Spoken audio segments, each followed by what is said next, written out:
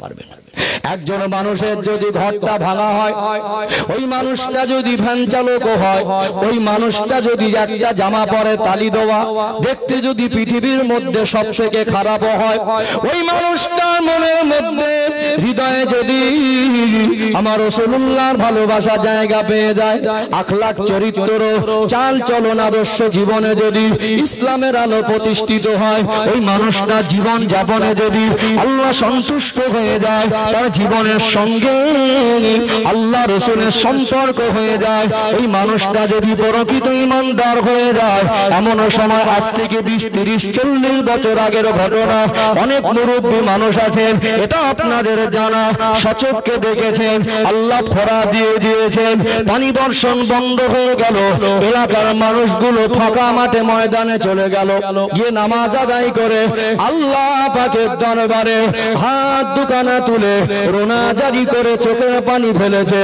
ওই মানুষের চোখের পানিটা 2 ফোঁটা চোখের পানি জমিনে পড়ার আগে একজন ইমানদারের ঈমান এত দামি, একজন ইমানদারকে আল্লাহ তো ভালোবাসে, একজন মুমিনকে আল্লাহ তো মহব্বত করেন, আল্লাহ জানিয়ে দেন ওয়াকানা হাক্কান আলাইনা নাসরুল মুমিনিন, বান্দা বান্দি তোমরা যদি মুমিন হয়ে যাও, আমি আল্লাহর পক্ষ থেকে তোমাদেরকে সাহায্য করাটা ওয়াজিব হয়ে যাবে। এই রকম মাটি কাটা মানুষ, মাটির ঘরে ঘুমানো মানুষ, এই মানুষগুলোর পুরনো জামা পরা মানুষ, না গাড়ি আছে না বাড়ি আছে, না টাকা আছে না পয়সা আছে, ওই মানুষগুলো আল্লাহর কাছে কেঁদেছে আর আল্লাহ রহমতের পানি বর্ষণ করেছেন। এগুলো সত্য না মিথ্যা? সত্য না মিথ্যা? তাহলে ঈমানি শক্তি একজন তালি দেওয়া জামা পরা মানুষের ভিতরেও থাকে। আজকের দিনে আল্লাহ যদি রহমতের পানি বর্ষণ বন্ধ করে দেয়, আমরা কি কাঁদবো? পানি দেবে না কথা বলবো না, তবে পানি নিয়ে ফিরবো, সেই আস্থার জায়গাটা দুর্বল হয়েছে না হয়নি?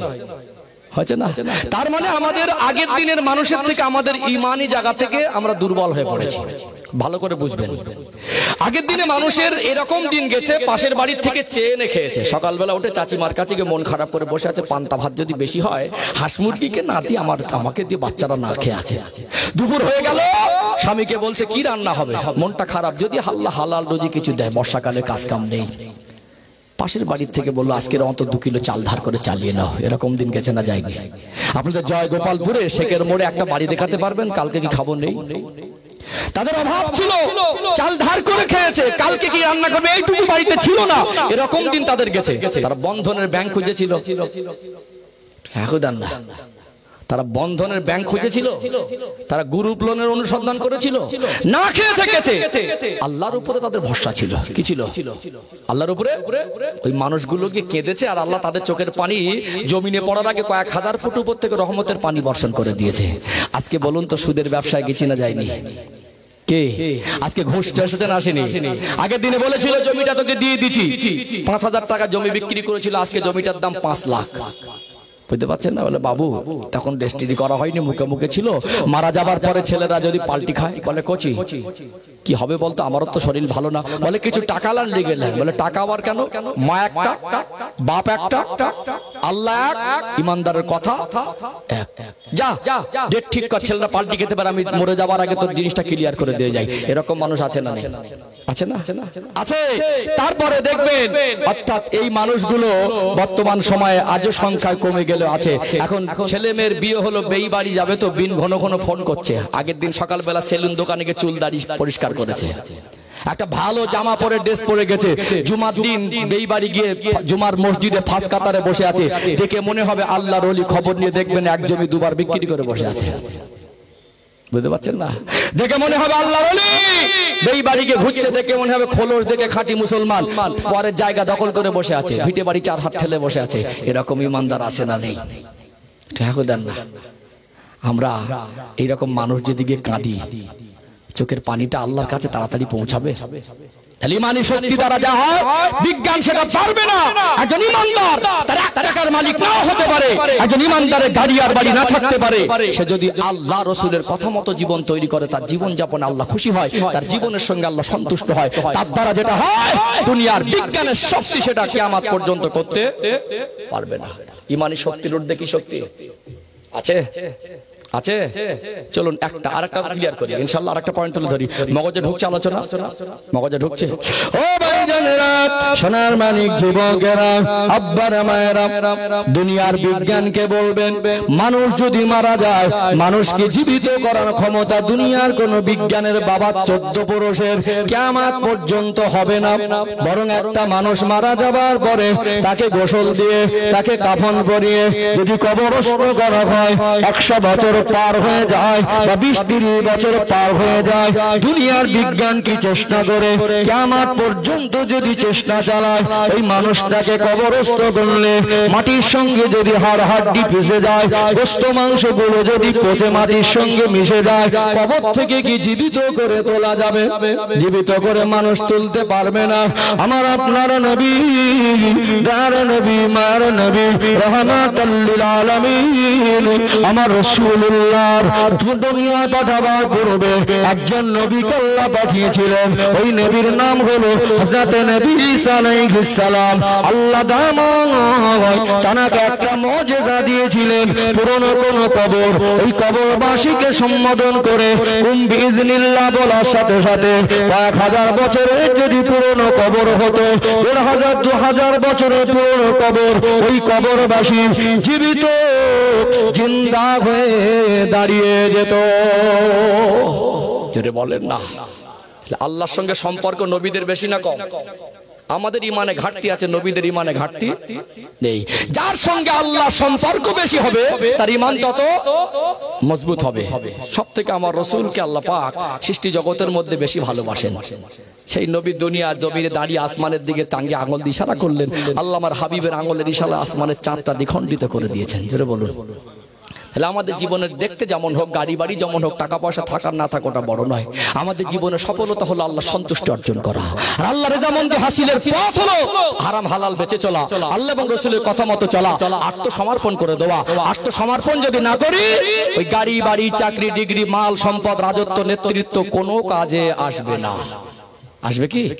কোন কাজে আসবে না। তাহলে ইমানি শক্তি দিয়ে যেটা হয়, আল্লাহর সঙ্গে বান্দার সম্পর্কের খাতিরে যেটা হয়, বিজ্ঞানের বাবা 14 পুরুষের ক্ষমতা নেই কিয়ামত পর্যন্ত সেটা বাস্তবায়ন করা পারবে? পারবে? আরেকটা উদাহরণ দেবো দেবো আর দুটো তিনটা অন্তত দেখলে ইমান মজবুত হবে ইনশাআল্লাহ। ও ভাইজানেরা, সোনার মানিক যুবকেরা, আব্বারা মায়েরা, নবী আমার ওফাত হয়ে গেল। আল্লাহ নবী ইন্তেকাল করলেন। আল্লাহ নবীর পরে খলিফা হলেন হযরত আবু বকর সিদ্দিক রাদিয়াল্লাহু আনহু। তানার ওফাত হয়ে গেল। দ্বিতীয় খলিফা হলেন হযরত ওমর ফারুক রাদিয়াল্লাহু আনহু। আল্লাহ নবী কম বেশি 1.5 লাখ সাহাবা রেখে গেলেন। আর সেই ইসলাম প্রচারটা আজও পর্যন্ত থেমে নেই। যতদিন যাচ্ছে ইসলামের প্রচার প্রসার বাড়ছে না, বাড়ে না। গোটা বিশ্বের কোনায় কোনায় আজ ইসলামের আলোটা পৌঁছে গিয়েছে। হযরত ওমর রাদিয়াল্লাহু আনহু খলিফার মসনদে ভৌগোলিক ম্যাপের অবস্থানে মিশর বলে একটা জায়গা আছে না নেই? মিশরের নাম শুনেছেন না শোনেন নাই? এই মিশরের জমিনের মানুষ ওমর রাদিয়াল্লাহু আনহু যখন খলিফা, ওই শাসন আমলে তখন দলে দলে সবাই ইসলামের ছায়াতলে আশ্রয় নিলেন। মিশরের যিনি গভর্নরের দায়িত্ব ছিলেন তিনি হলেন হযরত আমর ইবনুল আস। ওই সময় হযরত আমর ইবনুল আস হুজুরকে মিশরের প্রাদেশিক গভর্নরের দায়িত্ব দেওয়া হলো। ওই সময় মিশরে একটা বিখ্যাত নীলনদ নদী আছে। ওই নদীর নাম আপনারা শুনেছেন? নীলনদ নদীর নাম শুনেছেন না শোনেন নাই? ওই নদীর পানিটা মিশরের মানুষের অনেক প্রয়োজনে ব্যবহার হতো। নদীর পানিটা যখন শুকিয়ে যেত, ওই সময় যখন ইসলামের আলো পৌঁছায়নি, মিশরের মানুষ কলেমা পড়ে মুসলমান হয় নাই, তখন তার একটা সুন্দরী যুবতী, একটা তরুণীকে, নির্দোষ একটা মানুষকে ওই মিশরের নীল নদের নদীতে নিয়ে গিয়ে তাকে নরবলি দিয়ে, মানুষকে বলি দিয়ে ওখানে তার রক্তটা মিশরের নীল নদে দিয়ে তারা মনে করত যে মিশরের নীল নদীকে যদি খুশি করা যায় নদী আমাদের পানি দেবে। বলুন বলুন তো নদীর স্রোতের ভিতরে কি ওর কোন ব্যক্তিগত ক্ষমতা আছে? কোন ব্যক্তিগত ক্ষমতা নাই। সর্বভৌম শক্তির অধিকারী হলেন আমার আল্লাহ। ইন্নাল্লাহা আলা কুল্লি শাইইন কাদির, নিশ্চয় আমার আল্লাহ সর্ববিষয়ে শক্তিমান। নদীর স্রোতটা আল্লাহর হুকুমে চলে কি চলে না? যখন মিশরের নীল নদটা শুকিয়ে গেল, ওই সময় মিশরের মানুষ তখন মুসলমান সবাই এসে হযরত আমর ইবনুল আস হুজুরকে বলতে লাগলেন, মিশরের নীল নদ শুকিয়ে গেছে, এখন আমরা কি করব? এটা আমাদের জন্য বড় মুসিবত। আপনি একটা পন্থা বলে দেন। যখন ইসলাম নামক জিনিসকে মেনে নেবেন, আল্লাহ রাসূলকে মেনে নেবেন, আপনার ইচ্ছা মতো আপনি সমাধান করতে পারবেন না। আপনার জীবনের সমাধান কোরআন হাদিস থেকে খুঁজতে হবে কি হবে না? ইচ্ছা মতো কিছু বলা যাবে না। তিনি চিন্তায় পড়ে গেলেন। তিনি জিজ্ঞাসা করলেন, ইতিপূর্বে যদি এমন ঘটনা আপনাদের জানা থাকে আপনারা কি করতেন? ওই সময় তখন বলা হলো, আমরা নরবলি দিতাম, ইসলাম তো এটাকে সাপোর্ট করে না।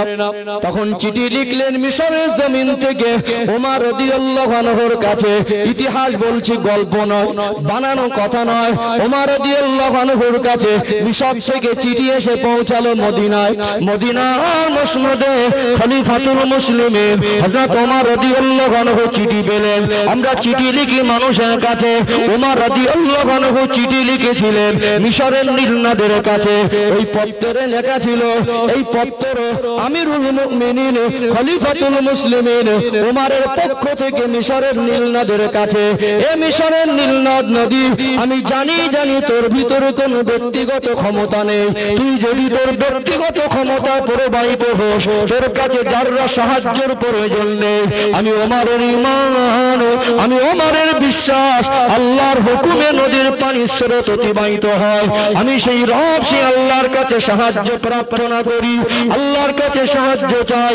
আমি ওমরের লেখা চিঠিটা মিশরের নীল নদে ফেলে দেওয়ার সাথে সাথে জানো আল্লাহর হুকুমে মিশরের নীল নদের পানির স্রোতটা জারি হয়ে যায়। এই চিঠিটা মদিনা থেকে মিশরে পৌঁছালো। হাজার হাজার মানুষ ওই শুকিয়ে যাওয়া নীল নদের কিনারায় দাঁড়িয়ে গেল। হযরত আমর ইবনুল আস রাদিয়াল্লাহু আনহুর উপরে হুকুম ছিল, এই চিঠিটা জানো মিশরের নীল নদে ফেলে দেওয়া হয়। মিশরের নীল নদে ওমর রাদিয়াল্লাহু আনহুর লেখা চিঠিটা ফেলে দেওয়ার সাথে সাথে আল্লাহর হুকুমে শুকনো নীল নদ নদীতে পানির স্রোত আমার আল্লাহ দয়াময় জারি করে দিয়েছিলেন। জোরে বলেন না, নারে তাকবীর, নারে তাকবীর। কি শক্তি, ইমানি শক্তি। কি শক্তি? ইমানি শক্তি না? ইমানি শক্তিতে আমরা যদি দুর্বল হয়ে পড়ি, আমাদের গাড়ি বাড়ি টাকা পয়সা থাকলে আল্লাহর হুকুম মানা আমাদের জন্য সহজ হবে না। কথা বুঝতে পারছেন? বাস্তবতার সঙ্গে মেলা।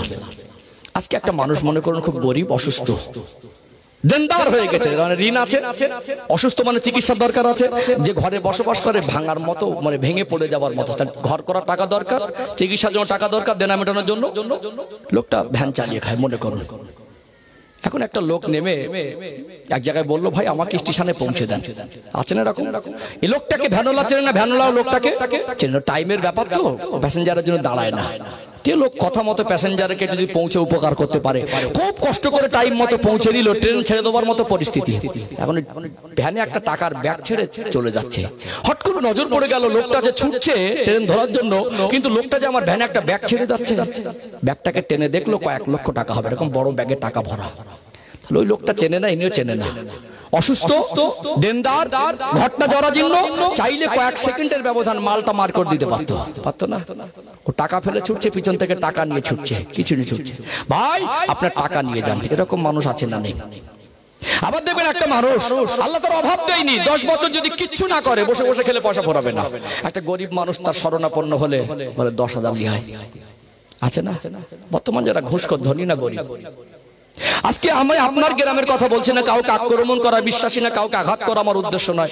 এখন ম্যাক্সিমাম সব গ্রাম্য বিচার সব মালে হচ্ছে কি, দুজনে ঝগড়া বাঁধে আর কেউ খুশি হয়, মস্কে মস্কে হাসে, ব্যাপার কি বলে, সন্ধ্যাবেলা বুঝবি, এর থেকেও খেয়ে নেয়, ওর থেকেও খেয়ে নেয়।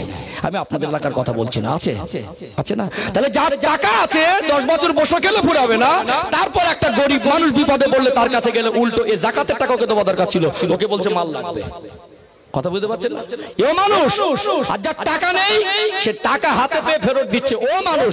দুজনের মধ্যে কি পার্থক্য? ইমানই পার্থক্য। কি পার্থক্য? এই যে আত্মসমর্পণ করেছে। ঋণ থাকতে পারে, অসুস্থ থাকতে পারে, ঘর ভাঙা হতে পারে, আমি আল্লাহ যেটা নারাজ হয়, আল্লাহ যেটা হারাম করেছেন ওটা আমি গ্রহণ করতে পারবো না। আর ইমান এতটাই মজবুত, এর দারিদ্রতা, এর অভাব, এর অনটন, এর ঋণ, এর অসুস্থ, এর ভাঙা ঘর, ইমান এত মজবুত, হারাম থেকে বাঁচিয়ে দিয়েছে। কথা বুঝতে পারছেন না? আর ওর ভিতরে নাদুস নুদুস চেহারা, জামা কাপড় চকচকে ঝকঝকে, দেখে উপরে খোলস দেখে মনে হবে মালটা একেবারে পাক্কা মুসলমান, ভিতরে ভিতরে পুরো হারামের ভরা। কে রাগ করছেন নাকি? দুটোই তো মানুষ, দুটোর মধ্যে কি পার্থক্য? ইমানি পার্থক্য। শহর এলাকায় বিয়ে বাড়িগুলো দেখবেন চিত্র পাল্টাচ্ছে না, পাল্টায় না? পাল্টাচ্ছে না। বিয়ে বাড়ি এসি গাড়িতে যাচ্ছে অর্ধনগ্ন হয়ে, কি হয়ে? গাড়ি এসি যাচ্ছে, যেখানে বিয়ের হল ভাড়া করেছে সেটাও এসি। গরমের সময় যাচ্ছে শরীর খুলে, লোক ভাড়া করে অন্য জায়গায় গিয়ে পয়সা দিয়ে সাজসজ্জা করেছে চেহারা দেখাবে বলে। আর একটা মা, গরিব মানুষ, তার ছেলে বা স্বামী হসপিটালে ভর্তি, এই ঝড়খালি বাসস্থান থেকে কলকাতায় যাবে, এই প্রচন্ড গরমে দুপুরবেলা একটা বরকা পরেছে। গরিব মানুষ তো, দামি কটনের কাপড়ের বরকা না, পলেস্টার টাইপের, গোটা শরীরটা গরমে দুপুরবেলা ঢেকে কলকাতায় যাচ্ছে, আর একজন এসি গাড়িতে শরীরটা খুলে দিচ্ছে। দুজনেই তো মানুষ। কি বুঝলেন? দুজনেই তো মানুষ। এ যদি গরমে পারে বোরকা পরে যেতে, ও ঠান্ডা এসি গাড়িতে কেন পারবে না? তার মানে অপারকতা না, হবে না, না ওটা নাফরমানি, বদমাইশি, আল্লাহর সঙ্গে সম্পর্কের ঘাটতি পড়ে গেছে। জীবনে আল্লাহ সন্তুষ্ট হোক আর অসন্তুষ্ট হোক ওর কাছে কোনো ব্যাপার না, যায় আসে না। ওর ভিতরে ইমানি দুর্বলতার আলামতটাই তো এটা। কথা বুঝতে পারছেন না? অথচ এই মানুষটাকে যদি জিজ্ঞাসা করে, আপনি প্রচন্ড গরমে এরকম একটা মোটা বোরকা পরে সমস্ত শরীর ঢাকলেন, আপনার কষ্ট হয় না? ক্ষণিকের জন্য ওর মনের মধ্যে একটা তৃপ্তি, কষ্টের মধ্যে একটা শান্তি, আমার আল্লাহ তো আমার উপরে খুশি হয়েছে। তো আল্লাহকে খুশি করে কষ্ট পেয়েও কষ্টের ভিতরে তৃপ্তি পায়, এটা ইমানের কারণে সম্ভব হয়। জোরে বলুন। মগজে ঢুকছে? ঢুকছে? ডাক করছেন নাকি? অসুবিধা হচ্ছে? আরেকটা পয়েন্ট তুলে ধরে আরেকটু ক্লিয়ার হবে ইনশাআল্লাহ। ও ভাইজানেরা, সোনার মানিক যুবকেরা, আব্বারা মায়েরা, হিন্দুস্তানের বাদশাহ হযরতে খাজা মুঈনুদ্দিন চিশতি আজমিরি সঞ্জারি রাহমাতুল্লাহ আলাইহি যখন এই হিন্দুস্তানের জমিনে কলেমার বাণী নিয়ে এসেছিলেন, ওই সময় রাজস্থানের জমিনে বাদশা পৃথ্বীরাজ চৌহানের রাজত্ব। একজন রাজা মানে তার রাজ ক্ষমতা, তার অনেক দলবল সৈন্য সামন্ত আছে না নেই? বিভিন্ন রাজশক্তি দিয়ে, জনগণ দিয়ে, সৈন্য সামন্ত দিয়ে একজন ইমানদারকে কি তার এরিয়া থেকে বিতাড়িত করতে পেরেছিল? কাছে অস্ত্র ছিল না, অ্যাটম বোম ছিল না, যুদ্ধ জাহাজ ছিল না, যুদ্ধ করতে আসেনি, পরনে ছিল শুধুমাত্র ইসলামের একটা লেবাস, অন্তরে ছিল নবীর মহব্বত, আদর্শ চাল চলনে, চিন্তা চেতনা, লেবাসে পোশাকে ছিল ইসলামের আদর্শ, জীবনের সঙ্গে ছিল আল্লাহ এবং রাসূলের সঙ্গে গভীর সম্পর্ক। বাদশা পৃথ্বীরাজ তার রাজ শক্তি দিয়ে, তার রাজার যত সৈন্য সামন্ত আছে সৈন্য দিয়ে, জনসংখ্যা ব্যবহার করে একজন ইমানদারকে হটিয়ে দেওয়ার ক্ষমতা রাখেনি, বরং ইমানদার আল্লাহ তাকে কেমন ভাবে সাহায্য করে। একটা আনা সাগরে পানি আমার আল্লাহ একজন ইমানদারের লটার মধ্যে ভরে দেয়। জোরে বলেন না। দুদিন চার দিন বিজ্ঞানের লেখাপড়া আবিষ্কার দেখে লাফাচ্ছ, তোমার বিজ্ঞানের সফটওয়্যার হ্যাং হয়ে যাবে। আনা সাগরের পানি লোটার মধ্যে গেল কি করে? কে বুঝতে পারছেন না? মনে হয় বুঝতে পারছেন না? মনে হয় বিজ্ঞানের সফটওয়্যার হ্যাং হয়ে যাবে। সম্পর্ক ছিল কার সঙ্গে? জীবনে ইসলামের আলো ছিল না? ছিল। আল্লাহ সাহায্য এসে যায়, মুমিন হয়ে যাবেন, আল্লাহ সাহায্য আপনার উপর আসবেই আসবে। আল্লাহ ওয়াদা ওয়াকানা হাক্কান আলাইনা নাসরুল মুমিনিন। বান্দা তোমরা মুমিন হয়ে যাবে, দুনিয়ার কোন শক্তি আর দুনিয়ার কোন ব্যক্তি তোমাদেরকে ক্ষতি করতে পারবে না। ওয়ালা তাহিনু ওয়ালা তাহজানু ওয়া আনতুমুল আলাউনা ইন কুনতুম মুমিনিন। মুমিন হও, দুনিয়ার কোন শক্তি তোমাদের শক্তির কাছে আর পেরে উঠবে না। আজকে যে ইসরায়েল গোটা বিশ্বের মধ্যে ছোট্ট একটা রাষ্ট্র, আজকে সে অবৈধ রাষ্ট্র হিসাব ইতিহাস বলে। কেন? একটা সময় তারা ছিল প্যালেস্তাইনের শরণার্থী, আজকে প্যালেস্তাইনদেরকে তারাই মারছে, ফিলিস্তিনিদের মারছে না, মারছে না। আজকে ভাবতে অবাক লাগে, ওরা দেখেছে 313 জন সৈন্য নিয়েছিল, 1000 লোক দিয়ে যুদ্ধ অস্ত্র দিয়ে এদেরকে মিটিয়ে দেওয়া যায়নি। ফেরাউনের মতো, নমরুদের মতো বড় বড় বাদশা নবীদেরকে পরাজিত করতে পারিনি। অর্থাৎ এদেরকে মারতে গেলে হাতে না মেরে ভাতে মারতে হবে। কিসে মারতে হবে? হাতে না মেরে। এদের চোখের পানির এত দাম, 2 ফোঁটা চোখের পানি 5 ফুট আর 2.5 ফুট উপর থেকে জমিনে পড়ার আগে কয়েক হাজার ফুট উপর থেকে আল্লাহ সাহায্যের উপর এসে পড়ে। অর্থাৎ এদেরকে মারতে গেলে হাতে না মেরে ভাতে মারতে হবে। এদের অস্ত্র দিয়ে মারার থেকে এদেরকে ঈমান দুর্বল করে দিতে হবে। আর সেই ইহুদিবাদীদের সেই চক্রান্ত, সেই ফাঁদাপাত, সেই সুদের ব্যবসা আজকে আমাদের প্রত্যেকটা ঘরে ঘরে ঢুকেছে না ঢুকেনি? এটা ইহুদিদের পাতা একটা জাল। এদেরকে যদি হারামখোর বানানো যায়, এদেরকে যদি ইসলামের পথ থেকে সরিয়ে দেওয়া যায়, এদেরকে আজকে ফেসবুক কাদের আবিষ্কার? বুঝতে পারছেন না? বুঝতে পারছেন না? আমাদের সমাজের যুবকদেরকে ক্যাপচার করেছে ফেসবুকে, গেমে, নাটকে, বেহাপনায়, উলঙ্গপনায়। তোমাকে ভাড়া করে তোমাকে নাচ গান দেখতে যেতে হবে না, ঘরে শুয়ে শুয়ে কাতার মধ্যে শুয়ে শুয়ে তুমি অলঙ্গ ছবি দেখবে। এদেরকে ইমানি দিক থেকে যদি দুর্বল করে দেওয়া যায়, এদের চোখের পানি যদি আসমান পর্যন্ত না ওঠে, এদেরকে তখনই মেরে ফেলা সম্ভব। নচেত এদের যদি ইমানি শক্তি ঠিক থাকে, এদেরকে মেরে ফেলা সম্ভব নয়। কারণ ওয়াকানা হাক্কান আলাইনা নাসরুল মুমিনিন, আল্লাহ বলেছেন মুমিনকে সাহায্য করা আমি আল্লাহর জন্য ওয়াজিব হয়ে যায়। এদেরকে মুসলমান খোলসে রাখতে হবে, মুমিনের পথ থেকে এদেরকে হটিয়ে এদেরকে নাফরমান বানিয়ে দিতে হবে। এটা ইহুদিদের চরম একটা চক্রান্ত। আজকে ভাবতে অবাক লাগে, আমরা কোরআন শরীফকে শ্রেষ্ঠ কিতাব বলি। গোটা দক্ষিণ 24 পরগনায় একটা কোরআন রিসার্চ সেন্টার খুলতে পেরেছেন। ইসলামকে শ্রেষ্ঠ পথ অবলম্বন, ইসলাম যে আল্লাহর কাছে শ্রেষ্ঠ। আল্লাহ বলেছেন ইন্না দীনা ইনদাল্লাহিল ইসলাম, একমাত্র আমার কাছে মনোনীত পথ ইসলাম।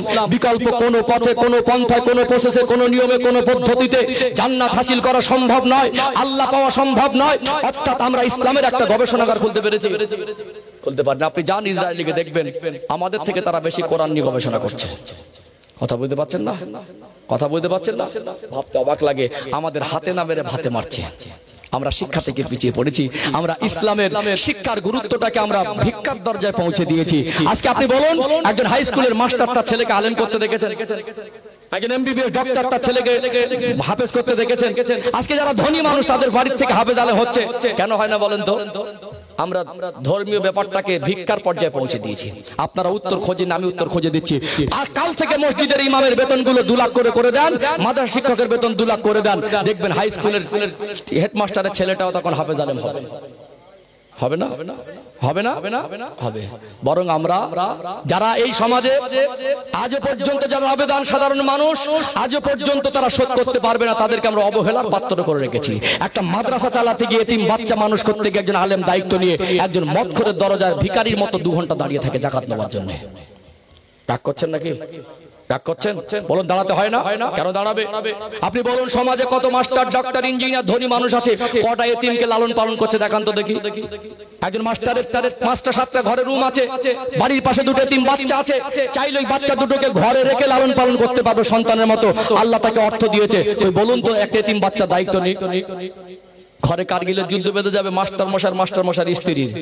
বুঝতে পারছেন না? সব ঝামেলা চলবে না, লাগে কিছু দিয়ে দাও। এই সমাজে আলেম সম্প্রদায়কে হাতেও মারা হয়েছে, ভাতেও মারা হয়েছে। তারপরে এই আলেম সমাজ এতিম অসহায় অনাথদেরকে আজ সমাজে আলেম বানিয়ে সাধারণ মানুষের জন্য উপহার দিচ্ছে। কথা ঠিক না বেটি?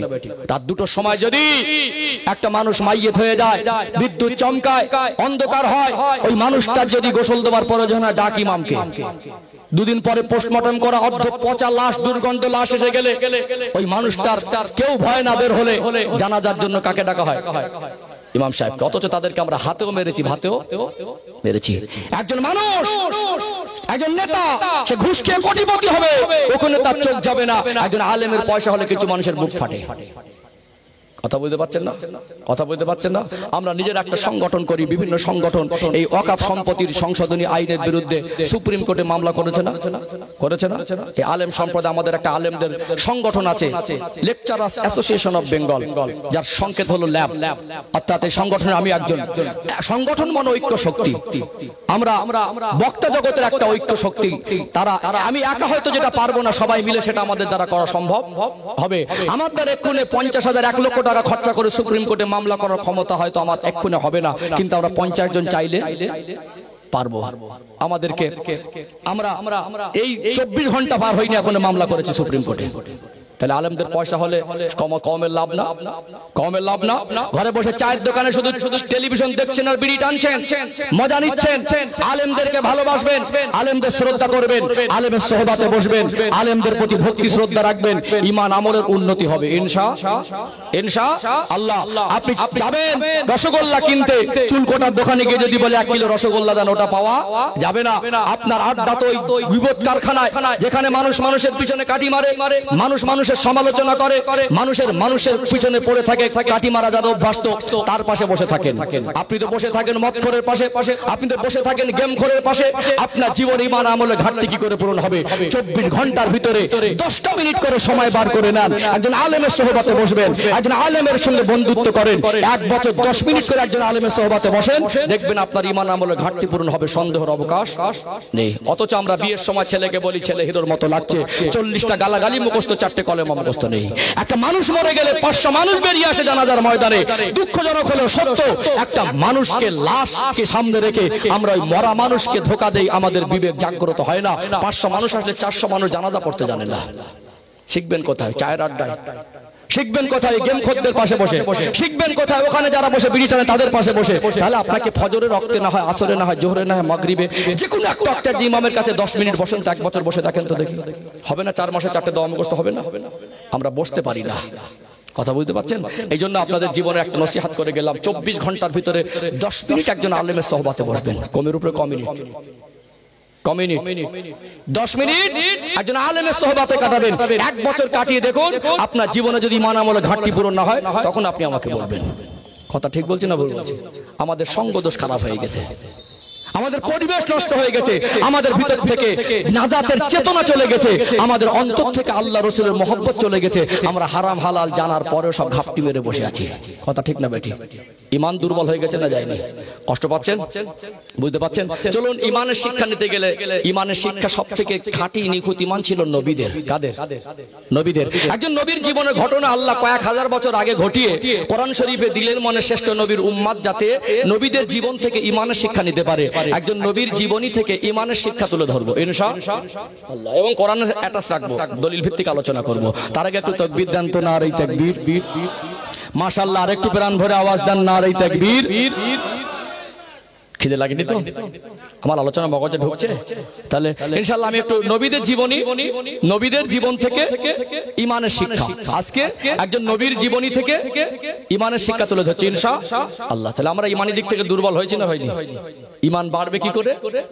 ঈমানের কথা শুনতে হবে। সাহাবাদের ঈমান কিভাবে মজবুত হয়েছিল, নবীরা কিভাবে ঈমানি জীবন যাপন করেছেন, তাদের থেকে শিক্ষা নিতে হবে। দরকার আছে না নেই? ও ভাইজানেরা, সোনার মানিক যুবকেরা, আব্বারা মায়েরা, খুব গভীর মনোযোগ দিয়ে শুনুন। ঈমান কি জিনিস, ঈমানটা কি পাওয়ার, ঈমানি পাওয়ার একটুখানি আপনাদের কাছে পরিষ্কার হয়ে যাবে। আল্লাহ দয়াময় 2 লক্ষাধিক নবী রাসূল পয়গম্বর আলাইহিমুস সালাম দিগকে এই দুনিয়ায় পাঠিয়েছিলেন না পাঠায় নাই? অসংখ্য নবীদের মধ্যে 25 জন নবী ও রাসূলের নাম আল্লাহ দয়াময় কোরআনুল কারীমে দিলেন। কজন নবীর নাম? 25 জন। অর্থাৎ অসংখ্য নবীদের মধ্যে 25 জন নবীর নাম আল্লাহ কোরআন শরীফে দিলেন। তাদের জীবনের ঘটনা আমাদের উপহার দিয়েছেন যাতে আমরা শিক্ষা নিতে পারি। 114টি সূরার ভিতরে একটি সূরার নাম হলো সূরাতুল ইব্রাহিম। ইব্রাহিম আলাইহিস সালাম একজন নবীর নাম। ওই নবীর নামকরণে আল্লাহ দয়াময় একটা সূরাও নাজিল করেছেন। সেই নবীর লকব হলো ইব্রাহিম খলিলুল্লাহ। ইব্রাহিম আলাইহিস সালাম হলেন আল্লাহ পাকের দোস্ত। আল্লাহ যদি কোন নবীকে বন্ধু বলেন, আল্লাহ যদি কোন নবীকে দোস্ত বলেন, সেই নবীর সম্মান মাকাম বেশি না কম? কেমন আল্লাহ তাকে বন্ধু বানিয়েছিলেন, যেমন বন্ধু বলে সম্বোধন করেছেন। আল্লাহ দয়াময় তাকে তাকে কোষ্ঠী পাথরে কোষে যাচাই করে নিয়েছেন তুমি কেমন বন্ধু। আর এর ভিতর থেকে আমাদের জন্য ঈমানের শিক্ষা আল্লাহ আমাদেরকে দিলেন। একজন নবী বিবাহ বন্ধনে আবদ্ধ হলেন। আমরা যখন স্বামী স্ত্রী বিবাহ বন্ধনে আবদ্ধ হই, দাম্পত্য জীবন শুরু হয়, একটা সময় গিয়ে সন্তানের আশা আকাঙ্ক্ষা হয় কি হয় না? গাড়ি বাড়ি মাল সম্পদ দুনিয়ায় যতই কিছু যা থাকুক না কেন, অনেক টাকা পয়সার মালিক, বিল্ডিং বানাখানার মালিক, সন্তান যদি না হয় দুশ্চিন্তা হয় কি হয় না? কি হয়? দুশ্চিন্তা হয়। এখানে ধৈর্যের একটা পরীক্ষা। কিসের পরীক্ষা? ধৈর্যের পরীক্ষা। এখানে আমাদের সমাজে কিছু মানুষ ঈমান দুর্বলতার কারণে গাছে গিয়ে ইট ঝোলায়। কি করে? গাছে গিয়ে গাছ ইট ঝোলাবেন কেন? একটা মানুষ শিরক করে, মাজারে গিয়ে সিজদা করে। কি করে? শিরক করে ফেলে। আমরা আল্লাহ ওয়ালাদের কবর জিয়ারত করি, হাক্কানি আল্লাহর ওলিদের ভালোবাসি। আমরা তাদের কাছে চাই না, তাদের ওসিলা দিয়ে আল্লাহর কাছে চাই। কিন্তু কিছু মানুষ ইসলামের শিক্ষার অভাবে, ঈমানের শিক্ষার অভাবে তারা মানুষের কাছে মাজারে গিয়ে সিজদা করে এবং তারা শিরক করে ফেলে না? গাছে ইট ঝোলায়, এমন এমন মান্নত করে যে মান্নতগুলো শরীয়তে জায়েজ না। কথা বুঝতে পারছেন না? ও ভাই জানেরা, সোনার মানিক যুবকেরা, আব্বারা মায়েরা, আল্লাহ যাকে দোস্ত বলেন, আল্লাহ যাকে বন্ধু বলেছেন, আল্লাহ যাকে খলিল বলে আখ্যায়িত করেছেন, একজন নবীর পরিবারে বিবাহ বন্ধনে আবদ্ধ হওয়ার পরে বছর অতিবাহিত হতে লাগলো। 80 বছর প্লাস বয়স হয়ে গেল, তখনও সন্তান ছিল না। একজন নবী তার জীবন থেকে এটাই আমাদের শিক্ষা, তিনি একমাত্র কেবলমাত্র আল্লাহর কাছে সন্তান চেয়েছিলেন। কার কাছে? আল্লাহর কাছে। 80 বছর বয়স, তাফসীরের কিতাবে এসেছে, আল্লাহর কাছে দোয়া চাইতে লাগলেন, রব্বি হাবলি মিনাস সালিহিন, আল্লাহ আপনি আমাকে একটা নেক সন্তান দান করেন। আল্লাহ পাক তার দোয়াকে কবুল করে নিলেন। আল্লাহ পাক তার দোয়াকে আল্লাহ পছন্দ করে ফেললেন। আল্লাহ সুসংবাদ দিলেন, ফাবাশশারনাহু বিগুলামিন হালিম, এ আমার নবী ইব্রাহিম, আমি আল্লাহ, আপনি আমার কাছে নেক সন্তানের কামনা করেছেন, নেক সন্তান চেয়েছেন, আমি আল্লাহ আপনাকে নেক সন্তানের সুসংবাদ প্রদান করলাম। জোরে বলুন সুবহানাল্লাহ। ক বছর বয়সে সন্তান হলো? 86 বছর বয়সে। ক বছর? আমাদের ধৈর্য থাকবে? থাকবে ধৈর্য? আল্লাহ শেখালেন, এত ধৈর্য হারা হলে হবে না। সবরের ফল, সবর কা ফল মিঠা হতা হ্যায়, সবর কা ফল। আল্লাহর কাছে দোয়া চেয়েছিলেন। এই দেখেন শিক্ষা নেন, যারা সন্তানের বাবা মা হবেন, আগামী দিন এখানে যারা এসেছেন দূর থেকে আওয়াজ শুনছেন, এই শিক্ষাটা আপনারা, এটা আপনাদের জন্য শিক্ষা। আল্লাহর কাছে সন্তান চাইবেন, আল্লাহ আমাকে নেক সন্তান দেন। কি দেন? আমাদের 4টে মেয়ে হলে বলে আল্লাহ একটা ছেলে দেন, বলে না? 4টে ছেলে, এবার বলে আল্লাহ একটা মেয়ে দেন। আবার এই ছেলে মেয়ে নিয়ে ঝামেলা আছে। 4টে মেয়ে হয়েছে বলে বৌমাটাকে আর মানে বাড়ির মানুষ ভালো চোখে দেখে না, সব অমানুষ। বাড়িতে এসে মেয়েটা আর শান্তি নেই, মেয়ের পেট থেকে 4টে বাচ্চা হয়েছে, দোষটা মেয়েকে কেন দেবেন? যদি ঘুরিয়ে বলে সে স্বামীকে আপনার দোষ, এখানে মানুষের হাত কিছু নেই। কিছু অপদার্থ মানুষ আছে, ননদ এসে বলবে এই দেখ তুই কাকে বিয়ে করেছি, ওর পেটে আর ছেলে নেই। মা বলবে তুই এমন একটা মেয়েকে বিয়ে করে নিয়েছিস, তার ছেলেই হয় না, সবসময় মেয়েই হবে। এখন মেয়ে হয়েছে বলে সে ভদ্রলোক আবার রাগ করে দেখতেও যায় না, হসপিটালও যায় না, শ্বশুর বাড়িও যায় না। কত বড় নাদান, কত বড় ঈমান কমজোর। ও মনে করে মেয়ে সন্তান হওয়ার বলে মানুষের হাত আছে, মেয়ে সন্তান হওয়ার বলে মানুষের হাত নেই, আর ছেলে সন্তান হওয়ার বলে মানুষের হাত নেই।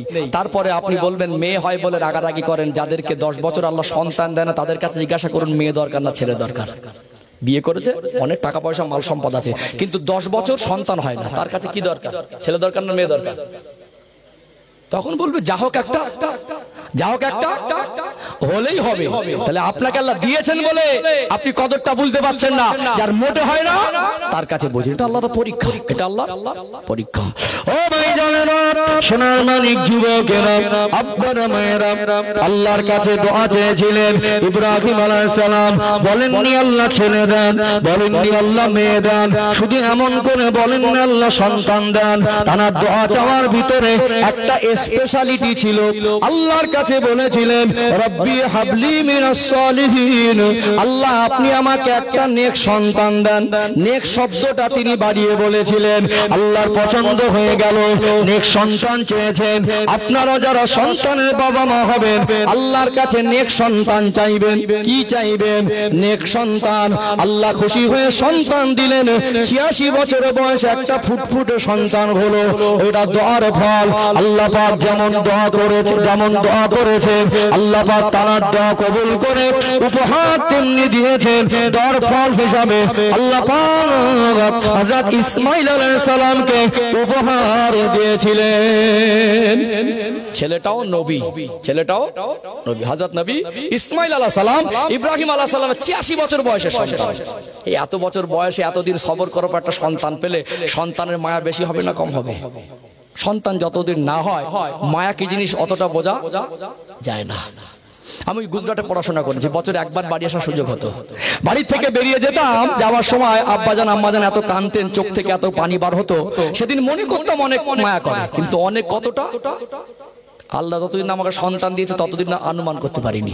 আগে মনে হতো অনেক মায়া করে, কিন্তু অনেকের গভীরতা কতটা, যতদিন আল্লাহ আমাকে সন্তান দিয়েছে তখন বুঝতে পেরেছি গভীরতা কতটা। আগের আন্দাজটা মিস্টেক ছিল, কথা বলতে পারেনি। তো যা সন্তান যতদিন না হয়, যারা সন্তানের বাবা মা হয়নি, সন্তান যে কেমন মার জিনিস হয় হাজারো উদাহরণ দিয়ে তাদের বলে বোঝানো সম্ভব। 86 বছর বয়সের সন্তান, তাও নবী, বাপও নবী, ছেলেও নবী। মায়া বেশি হবে না কম হবে? আমাদের মতো তো কঠোর দিল নয়, নবীদের হৃদয় তো আরো বেশি নরম। বাচ্চাটা এখন হাঁটতে পারে না, বসতে পারে না, বলতে পারে না, চলতে পারে না, শুধু শুইয়ে দিলে পা নেড়ে নেড়ে খেলা করে। আল্লাহ হুকুম করলেন, নবী ইব্রাহিম লাব্বাইক ইয়া রব, আপনার বিবি হাজেরাকে আর ওই ছোট বাচ্চাকে নির্জন জায়গায় রেখে আসেন। ভাবুন, ইমানি পরীক্ষা। কি পরীক্ষা? 86 বছর বয়সে সন্তান পেলেন, এত মায়া জিনিস, মায়া ডুবে গেলেন। আল্লাহ দেখছেন যে সন্তানের প্রতি এতই মায়া, তাহলে আমি আল্লাহর প্রতি মায়া বেশি। আমি আল্লাহর কেমন বন্ধু, আমি যে আল্লাহকে খলিল বলেছি, দেখি আমার হুকুমের প্রতি কার প্রাধান্য বেশি দেয় না সন্তানের মায়া বেশি জড়িয়ে যায়। আল্লাহ বললেন ওই সন্তানকে আর বিবিকে রেখে আসেন। এখন ভৌগোলিক ম্যাপের অবস্থান যেটা ফিলিস্তিন, এই সমস্ত এলাকা ইব্রাহিম আলাইহিস সালাম খেদমত করেছেন। যেটাকে ইরাক, কি বলেন? ইরাক নাম শুনেছেন না? ইরাকে তানার জন্মভূমি, ইব্রাহিম আলাইহিস সালামের জন্মস্থান। তখনকার দিনে তো এই ইরাক ফিলিস্তিন এত ভাগাভাগি ছিল না, তো প্যালেস্তাইন, ইরাক, এই সমস্ত এরিয়ায় তিনি দ্বীনের খেদমত করেছেন। কোথায় সেই ইরাক আর কোথায় সেই মক্কা শরীফ? বুঝতে পারছেন না? এই পরিবেশে যারা আছেন, আপনাদেরকে মক্কা মদিনার পরিবেশ স্পটে দেখা এখানে বসে বোঝানো এক নয়। এখন তো মোবাইলের মাধ্যমে দেখেন, একটা হলো সমতল ভূমি আর একটা হলো পাহাড়ি এলাকা, দুটোর মধ্যে পার্থক্য। এই সমতল ভূমিতে এক জায়গায় দাঁড়ালে ফাঁকা জায়গা অনেক দূর পর্যন্ত দেখা যায়, কিন্তু পাহাড়ি এলাকা, পাহাড় আর মরুভূমিতে চতুর্দিকে দেখবেন পাহাড়। ওই পাহাড়টা টপকানো অত সহজ না, আর সামনে যে কি আছে, এরকম পাহাড় সামনে কতটা আছে এটা অনুমান করাও সম্ভব নয়। যদি 1300-1400 কিলোমিটার এরকম রাস্তা অতিক্রম করতে বলা হয়, এই আমাদের চতুর্দিকে পানি আর পানি, গাছপালা, জনমানবহীন এলাকা। যেখানে ইব্রাহিম আলাইহিস সালামকে আল্লাহ হুকুম করলেন বিবিকে বাচ্চাকে রেখে এসো, সেখানে একটা মানুষজন নেই, একটা গাছের ছায়া নেই, একটা পশু পাখি নেই, এক ফোঁটা পানিও নেই, এক ফোঁটা পানিও নেই। ও ভাইজানেরা, সোনার মানিক যুবকেরা, আব্বার মায়েরা, আল্লাহ নবী ইব্রাহিম আলাইহিস সালাম আল্লাহর হুকুম পেয়ে তৈরি হয়ে গেলেন। আল্লাহ আমাকে খলিল বলেছেন, আমি ইব্রাহিম আল্লাহ পাকের নবী, আমি আল্লাহর হুকুমকে অমান্য করতে পারবো না। ছোট বাচ্চাকে নিলেন, বিবি হাজেরাকে নিলেন, ঘোড়ার পিঠে সওয়ার হয়ে গেলেন, সামান্য কিছু পানি, সামান্য কিছু শুকনো খাবার নিলেন। এক কিতাবের বর্ণনা এসেছে হযরত জিবরাইল আলাইহিস সালাম, আমার নবী হযরত জিবরাইল আলাইহিস সালাম আল্লাহ পাকের নবী হযরত ইব্রাহিম আলাইহিস সালামকে রাস্তা চিনিয়ে দিয়েছিলেন। কয়েকদিনের রাস্তা অতিক্রম করলেন, মরুভূমি আর পাহাড়, শত শত মাইল, একটা মানুষের দেখা নেই, একটা পানির কোন নিদর্শন চোখে পড়ে না, গাছপালা নেই, শুধু মরুভূমি আর পাহাড়, শুকনো এলাকা। এতটা রাস্তা অতিক্রম করে যেখানে আল্লাহর হুকুম ছিল, আজকে বর্তমান বর্তমান সময় যেখানে কাবা বাইতুল্লাহ, যেখানে সাফা মারওয়া, ওই জায়গায় আসলেন। তখনকার সিচুয়েশন অনুযায়ী মনে করুন একদিনের হাঁটা রাস্তা, দুদিনের হাঁটা রাস্তা, কোনো মানুষ দেখা পেল না, কোনো পানি দেখা পেল না, কোনো গাছপালা তেমন নজরে পড়েনি, শুধু মরুভূমি আর পাহাড়। এরকম একটা জায়গায় তার বিবিকে আর বাচ্চাকে নিয়ে হাজির হয়ে গেলেন। ওখানে রেখে একটু কিছু সামান্য কোন রকমে থাকার মতো একটা নির্দিষ্ট জায়গা দেখিয়ে দিয়ে সঙ্গে ছিল কিছু খাবার, সঙ্গে ছিল কিছু পানি। হযরত বিবি হাজেরাকে দিয়ে দিলেন। হযরত নবী ইব্রাহিম আলাইহিস সালাম কদম তুলে আগাতে লাগলেন। কিছুটা দূর যায়, মনটা চায় একবার আমার বিবি হাজেরার দিকে ফিরে দেখি, মনটা চায় একবার আমার সোনার মানিক কলিজার টুকরা বাচ্চা ইসমাইলের দিকে ফিরে দেখি। আবার মনে মনে করতে লাগলেন, যদি আমার বিবি বাচ্চার মায় আমি জড়িয়ে যাই, আল্লাহ অসন্তুষ্ট হয়ে যাবে। ওই সময় কদম তুলে কিছুটা আগে যেতে লাগলেন। পিছন থেকে সম্মান আর তাজিমে আম্মা জান হযরত হাজেরা আলাইহিস সালাম ডাক দিলেন, আল্লাহ পাকের খলিল ও ইসমাইলের আব্বা, আপনি একটু দাঁড়িয়ে যান। বিবির কথা শুনে থমকে দাঁড়িয়ে গেলেন। একটুখানি দুটো কথা বিদায় বেলা আমায় বলে যান। এতটা রাস্তা আসলাম, কোনো মানুষজনকে দেখা পেলাম না, কোনো গাছপালার ছায়া পেলাম না, এক ফোঁটা পানি নজরে আসেনি, চতুর্দিকে পাহাড়। এখানে আপনি রেখে যাচ্ছেন আমাকে আর আমার বাচ্চাকে। শেষবারের মতো আপনি আপনার জবান থেকে বলে যান, এটা কি আল্লাহ পাকের হুকুম?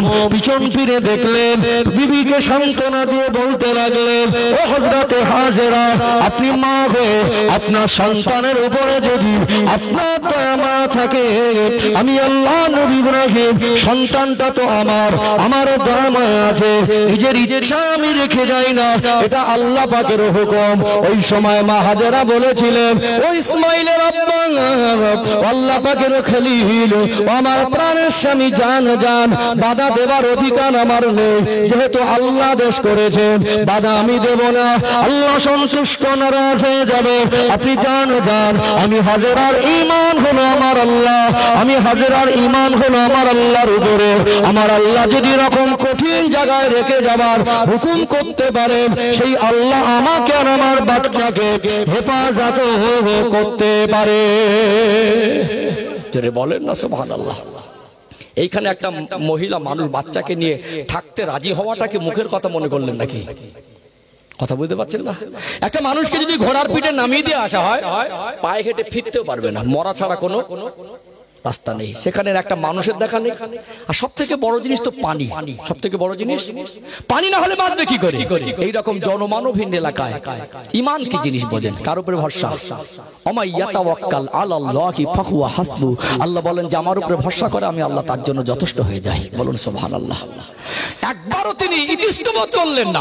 আজকে দিনে আমার আপনার ঘরে মা বোন হলে বলতো, আপনি সংসার করবেন না, আলাদা কথা, এখানে কেন রেখে যাচ্ছেন? দুনিয়ার মানুষের বিবেকে বুদ্ধিতে এটা অমানবিক মনে হচ্ছিল, দুনিয়ার মানুষের হিসাবে মনে হচ্ছিল এখানে রেখে গেলে মরা ছাড়া কোনো রাস্তা নেই। অথচ তিনি বললেন, আপনি আল্লাহর নবী, নবীরা মিথ্যা বলতে পারেন না। আমার বিশ্বাস, আল্লাহ যদি এরকম কঠিন জায়গায় রেখে যাবার হুকুম করতে পারে, নিশ্চয় আমার আল্লাহ আমাকে সাহায্য করবেন। যান, চলে যান। ওই জায়গায় রেখে আসা যেমন কঠিন, থেকে যাওয়া। নবীদের পরিবারের উপর আল্লাহ কি কঠিন পরীক্ষা নিলেন। আমাদেরকে যদি এরকম কঠিন পরীক্ষায় ফেলে দিতেন, আমরা ঈমান হারা হয়ে যেতাম। কথা বুঝতে পারছেন? ঈমান কি জিনিস বুঝতে পারছেন? আল্লাহ শিক্ষা দিচ্ছেন। দেখুন, আল্লাহর উপর ভরসা করা শেখো, আল্লাহর সঙ্গে ভালোবাসা স্থাপন করা শেখো। আল্লাহর সঙ্গে যার ভালোবাসার গভীরতা তৈরি হবে, আল্লাহকে ভরসা করবে। দুনিয়ার মানুষের বিবেকে বিবেচনায়, হিসাবে, বুদ্ধিতে, যুক্তিতে অমানবিক মনে হলো, আল্লাহ ঈমানদারের জন্য যথেষ্ট হয়। জোরে বলুন, জোরে বলবেন না? ও ভাই জানেরা, সোনার মানিক যুবকেরা, আব্বারা মায়েরা, সামান্য খেজুর আর পানি, সামান্য শুকনো খাবার আর পানি তো এক মাস চলতে পারে না। চলে গেলেন ইব্রাহিম আলাইহিস সালাম ওই নির্জন জায়গায়, বাচ্চাকে নিয়ে দিন অতিবাহিত করতে লাগলেন। কয়েকটা দিনের মধ্যে অল্প অল্প পানি আর খাবার ওইটুকু খেয়ে জীবন ধারণ করতে লাগলেন। ছোট বাচ্চা, ফুটফুটে চাঁদের মতো চেহারা, একজন নবী নিষ্পাপ অবস্থায় মায়ের কোলে যেন মনে হয় আসমানের চাঁদ। হযরত নবী ইসমাঈল আলাইহিস সালাম মা হাজেরার দুধ পান করেন, তখন দুনিয়ার কোনো খাবার খেতে শেখেন নাই, তখন শুধু শুইয়ে দিলে পা নেড়ে নেড়ে খেলা করে। কয়েকদিন পার হয়ে গেল, খাদ্য পানি শেষ হয়ে গেল, নির্জন এলাকা, যেখানে মানুষ নেই, খাবার কিছু নেই, যেখানে ফিরে আসার কোনো রাস্তা নেই। ওই সময় আল্লাহ শুকরিয়া আদায় করতে লাগলেন, আল্লাহ এই জায়গায় আমি কি হালাতে আছি আমার বাচ্চাকে নিয়ে, কেউ না জানলে আপনি জানেন। আল্লাহ আমি আপনার শুকরিয়া আদায় করি, দয়াময় আমি ক্ষুধার্ত হয়ে পড়েছি, আমি পিপাসার্ত হয়ে পড়েছি, কিন্তু আমার বাচ্চা তো আমার স্তনের দুধ পান করে, আমার বাচ্চাকে তো আপনি আল্লাহ দয়াময় আপনি সুস্থ সবল রেখেছেন। ও ভাইরা বাবাজিরা, এই সময় হযরত নবী ইসমাঈল আলাইহিস সালামের মা মনে করছিলেন আমার বাচ্চা তিনি তো দুধ পান করেন, আমার বাচ্চাকে তো দুধ পান করাতে পারছি। এক সময় ক্ষুধার জ্বালানা, এত বেশি পিপাসার ক্ষুধা লেগে গেল, স্তনে দুধ বলে আর কিছু নেই। ছোট বাচ্চা যখন মায়ের কোলে কাঁদে, বাচ্চাকে সান্ত্বনা দেওয়ার জন্য ওই বাচ্চার স্তনে মা যখন দুধটা ধরে, ওই বাচ্চা মার স্তনটা ধরে টানে, মা বাচ্চার স্তনটা যখন মুখে দেয়, তখন বাচ্চা স্তনটা ধরে টানে, সামান্য জাররা দুধ বলে কিছু আসে না। মা জান পারবে না। বাচ্চাকে শুইয়ে রেখে ছুটোছুটি করেছিলেন 7 বার সাফা মারওয়া। ক্ষুধার্ত অবস্থায় ছোটাছুটি করা কি সহজ ব্যাপার? 7 বারের মাথায় মনে করছিলেন আমার শরীরের ক্ষমতা নেই, আমি আর বাঁচবো না। যেটি ভাবছে যে আমি যদি পড়ে যাই তো মনে হয় মরে যাবো, আমার যদি হালাত হয় বাচ্চার হালাত কি? এসে দেখলেন আল্লাহ ইসমাঈল আলাইহিস সালামের পায়ের গোড়ালির আঘাতে ওখানে আবে জমজমের পানি সূচনা করে দিয়েছিলেন। বলুন সুবহানাল্লাহ। নির্জন জনমানবহীন এলাকায় কেউ ছিল না, কঠিন পরীক্ষায় আল্লাহ সাহায্য করেছে না করেনি? পৃথিবীর শ্রেষ্ঠ পানি, কঠিন পরীক্ষা, ফল হিসেবে আল্লাহ শ্রেষ্ঠ পানি দিলেন। মা দৌড়দৌড়িটা আল্লাহ কিয়ামত পর্যন্ত স্মৃতি হিসাবে রাখলেন। সবাই দৌড়াবে না, কাবার মেহমানরা দৌড়াবে। জোরে বলুন, কথা বুঝতে পারছেন? আমি আগে বাড়াবো না। সম্মানিত ভাইয়েরা, আলোচনা মোটামুটি বুঝতে পেরেছেন। আমি ইমানের উপরে আলোচনা করেছি। আমাদের ইমানি দিক থেকে দুর্বল হয়ে পড়েছে। আমাদের ভাই, আমাদের হযরত মাওলানা বাচ্চা আলী আসগার সাহেব, হ্যাঁ একটু তাকবীর দান তো। নারে তাকবীর। খুশি তো নাকি? এক তো পরিবেশটা খুব বড় না, মহল্লাটা 200-500 ঘর মানুষ না। দ্বিতীয়ত সারা রাত জলসা করেছেন কিন্তু আপনারা, বক্তারা না। বজায় রাখার দায়িত্ব কিন্তু আপনাদের। আমি নেমে গেলাম, এইবারে সব হুড় উঠে যাবে না, ঠিক হবে না। একজন আলেমের সম্মান আছে না নেই? আছে না? আমি বলছিলাম আমি অযোগ্য নগণ্য, আমার থেকে যোগ্য ব্যক্তিরা আছেন। আমি হয়তো বয়সে বড়, আমার 38 বছর এভারেজ বয়স হবে। ছোট হলেও আলেমদের এক একটা গাছের ফল যেমন এক এক রকম স্বাদ, এক একটা ফুলের এক এক রকম খুশবু। যে যার জায়গা থেকে চেষ্টা করে দিনের খেদমত করা, সাধারণ মানুষকে দিনের পথে প্রতিষ্ঠিত করা। এই জন্য ভাই এসেছেন, আমার বয়সের ছোট, আমার অত্যন্ত স্নেহভাজন, আপনাদের খেদমতে রেখে যাচ্ছি। অজু ইস্তেঞ্জার প্রয়োজন হয় একসঙ্গে না উঠে এক একজন করে উঠলেন, আবার যারা খাওয়া দাওয়া করেছেন আসবেন, পরিবেশটাকে বজায় রাখবেন ইনশাআল্লাহ। আমার জন্য দোয়া করবেন, এইটুকু বলবো। ইসলাম আল্লাহ আমাদের জন্য বোঝা হিসাবে চাপিয়ে দেয়নি। আমরা ঈমান মজবুত করি, আল্লাহ এবং রাসূলের কথা মেনে চলি, আল্লাহ সাহায্য পাবো, দুনিয়া আখিরাতে সুখ শান্তি পাবো ইনশাআল্লাহ। আল্লাহ জান্নাত নসিব হয়ে যাবে। ভাষায় ভঙ্গিতে কথা শব্দ চেন আলোচনা কষ্ট পেলে ক্ষমার নজরে দেখবেন। আলেমকে বসে রেখে বক্তব্য করাটা এটা আমি আমার দৃষ্টিতে ভালো মনে করি না। এই পর্যন্ত সমাপ্ত করলাম। আমা আলাইনা ইল্লাল বালাগ। আসসালামু আলাইকুম ওয়া রাহমাতুল্লাহি ওয়া বারাকাতুহু। মহব্বতে দরুদ শরীফ আল্লাহুম্মা।